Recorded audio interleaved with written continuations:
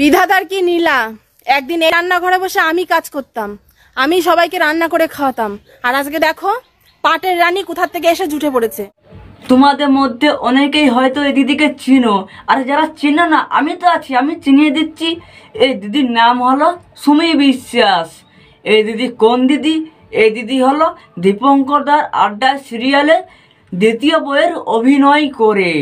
আমার সুমি সব পারে, কিন্তু আমি আসলে ভাতটা আর মাখিয়ে খেতে পারে না। কি গো, তুমি বাড়িতে থাকলে তো আমাকে এরকম ভাবে খাইয়ে দাও না কোনোদিন, আর এখানে আসলেই দেখি তুমি সুমিকে খাইয়ে দাও। কেন গো, কেন রে? তোরা তো প্রবলেম কিসের রে? এই ভিডিওটা দেখে তোমরা অনেকেই ভাবছো যে সুমি বৌদি দীপঙ্কর দার তৃতীয় বউ, মানে সুমি বৌদিকে দীপঙ্কর দা ভাত খাইয়ে দিল আর প্রথম বউ রেগে গেল। স্বাভাবিক, এখানে দীপঙ্কর দার সাথে সুমি বৌদির কিছু একটা রিলেশন আছে, বাট না না না, এখানে তোমরা ভুল প্রমাণিত। দিদির পার্সোনাল একটা সংসার আছে, আর সেই সংসারে একটা নয় দুটো বর আছে, একটা বুড়ো আর একটা কচি। এটা হলো সুমি বৌদির সেই কচি বর, আর এটা হলো সুমি বৌদির নতুন বর, একদম বুড়ো, খুললেও দাঁড়ায় না, বসলেও দাঁড়ায় না, শুলেও দাঁড়ায় না, মানে কখনোই দাঁড়ায় না আর কি। কিন্তু জানি না কেন সুমি বৌদি কচি বরকে ছেড়ে এই বুড়ো বরকে হঠাৎ করে বিয়ে করে বাড়িতে আসে। আমার আধার কার্ড রয়েছে, আমি অত কথা বলবো না। আমার আধার কার্ড, আমার হচ্ছে রেশন কার্ড, আমার ভোটার কার্ড, আমার সবকিছু নিয়ে আসো। আমার এগুলো লাগবে, আমি এইগুলো নিতে এসেছি, না হলে আমি আসতাম। তো বেসিক্যালি এখানে আমাদের সুমি বৌদি আধার কার্ড ভোটার কার্ড নিতে এসেছে। এই সামনে ভোট না, দরকার না ভোটার কার্ডের। যাই হোক, আমি এখনও অবাক, আমাদের সুমি বৌদি এই বুড়ো ধনে পোকা এই বুড়োকে কেন বিয়ে করলো সেটা আমি এখনো পর্যন্ত বুঝতে পারলাম না। বাট এরপরে যা ক্লাইম্যাক্স হবে, ওই ক্লাইম্যাক্স দেখে তোমাদের প্যান্টের চেন, প্যান্টের নাড়া সব খুলে যাবে। এক্ষুনি বলছি, টাটা টাইট করে না। কি গো, কেমন আছে সব? ভালো তো?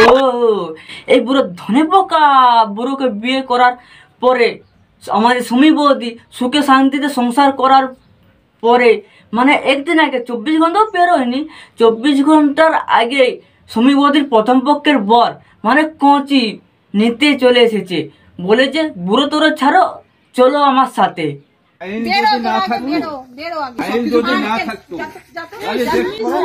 মেয়ের অভাব নেই, আচ্ছা কি নেই তো দিয়ে দেন একটা বিয়ে, সমস্যা কি আছে? আমি তো বলেই দিচ্ছি আমি যাবো।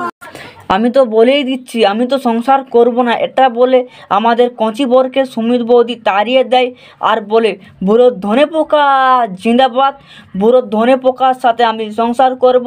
কচি বর তুমি যাও, IPL খেলো।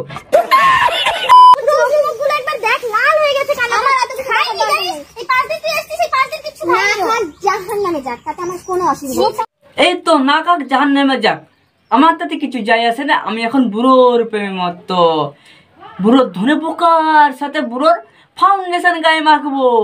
আমার এখন বুড়োর ফাউন্ডেশন চাই, কচির মায়ের কচকচি।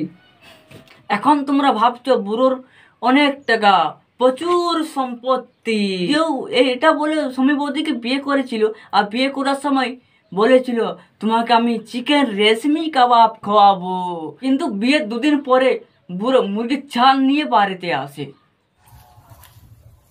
এটা কি? হ্যাঁ, ভালো করে রান্না করো, খেতে খুব ভালো হবে। কি তুমি আমার জন্য মুরগির ছাল নিয়েছো? ব্যাং খায় আমার। তারপর মুরগির ছাল লেগে বৌদির পায়ের থেকে গাল সব লাল। তারপর বুড়ো পাগল হয়ে যায়। বুড়ো ভাবছে যে আমি মুরগির ছাল এত ভালোবেসে আনলাম, এমন করেছে কেন? কিন্তু বৌদি বলে বুড়ো ধনে পোকা সাথে আমি সংসার করব না, তুমি আমাকে চিকেন রেশমি কাবাব খাওয়াবে বলে মুরগির ছাল কেন আনলি? কষ্ট মানে ওই বাড়ি গিয়ে আমি থাকিনি, যতটা কষ্ট আমি এখানে পাচ্ছি। সে কবে থেকে বলে যাচ্ছে আমাকে ফ্ল্যাটে নিয়ে যাবো, ফ্ল্যাটে নিয়ে যাবো, এখনো পর্যন্ত আমাকে এখান থেকে নিয়েই যাচ্ছে না। তারপর বুড়ো বলে কেন ভাবছো, এখন মুরগির ছাল খাও, তারপর অন্য কিছু খাওয়াবো, মানে অন্য মুরগির ছাল খাওয়াবো, সেটা আলাদা ব্যাপার। তারপর বুড়ো বলে আমার ফ্ল্যাট আছে, ফ্ল্যাটে চলো, ফ্ল্যাটে নিয়ে ফ্ল্যাট কাঁপাবো। কিন্তু তখন বৌদি বলে কোথায় তোমার ফ্ল্যাট? তখন বুড়ো বলে না না না না, 2-1 দিন দাঁড়াও, তোমাকে ফ্ল্যাটের লোভ দেখে আমাদের বুড়ো ধনে পোকা বৌদিকে বলে আমাদের ফুলসজ্জা কবে হবে? আমি কি তোমায় খুব বিরক্ত করছি বলে দিতে পারো তা আমায়?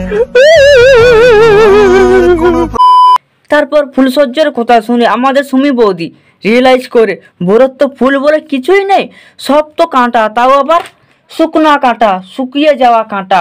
বুড়োর ধনে পোকার সাথে ফুলসজ্জা করা যাবে না, আমি ফ্ল্যাটে কথা বলি।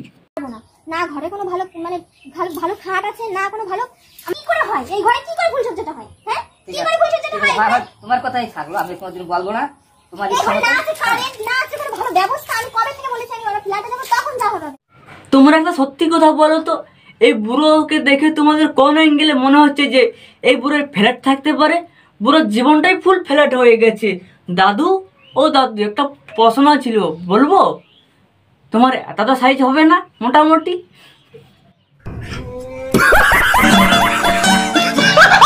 তারপর আমাদের গোল্ড ডিগার সুমি বৌদি বুঝতে পারে এই বুড়োর কাছে কোনো ফ্ল্যাট ট্যালেন্ট নেই, তাছাড়া এই বুড়োর কাছে নর্মাল পোকা না শুয়ো পোকা আছে। তো এই বুড়োর সাথে আমি থাকতে পারবো না, এগিয়ে যেতেও পারবে না, পিছিয়ে যেতেও পারবে না, উপরে যেতেও পারবে না, নিচে যেতেও পারবে না। তো বুড়ো ক্যান্সেল। আমি যাই, আমি আমার মোহাম্মদ সিরাজের কাছে ফিরে যাই। আর নর্মালি মোহাম্মদ সিরাজ আমাকে অনেক ভালোবাসে না, তো আমাকে অ্যাকসেপ্ট করেই নিবে আমাকে।